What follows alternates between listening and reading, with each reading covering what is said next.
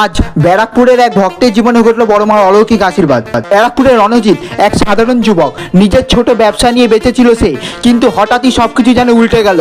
হঠাৎ করে অর্ডার বন্ধ, টাকার টানাটানি চলছে পরিবারের মধ্যে, চারিদিকে শুধু ঋণের চাপ, রাত্রের ঘুম হতে চায় না, একটা দুর্ভাবনা যেন বুক থেকে চেপে বসে আছে। এরই মধ্যে একদিন নৈহাটির এক পরিচিত মা ভক্ত তাকে বললেন, সব হার মেনে নিও না রণজিৎ, বড় মার করুণা কখনো অকারণ নষ্ট হয় না, মন দিয়ে শুধু তার নামটা নাও। রণজিৎ জানতো না বড় মার বিশ্বাস কেমন হয়, কিন্তু একরাশ আশা নিয়ে প্রতিদিন সকালে চোখ বন্ধ করে মার উদ্দেশ্যে কথা বলতে শুরু করলো।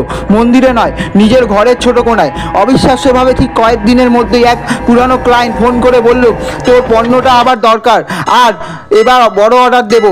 এরপর ধীরে ধীরে কাজের গতি ফিরল, ঋণ শোধ হলো, দোকানও আবার হাসি ফিরে এলো। আজও রণজিৎ বুঝতে পারে না এটা কাকতাড়ীয় না বড় মার আসল কৃপা। তবে একটা বিষয় সে জানে, বিশ্বাস থাকলে অলৌকিক ঘটনার জন্ম হয় ঠিক আমাদের চারপাশেই বড় মার। ঘটনাটি আপনাদের কেমন লাগলো অবশ্যই কমেন্টে জানাবেন। ভিডিওটি অবশ্যই সকলের কাছে শেয়ার করুন যেন বড় মার আশীর্বাদ সকলের ঘরে ঘরে পৌঁছায়। সবাই বলুন জয় বড় মায়ের জয়।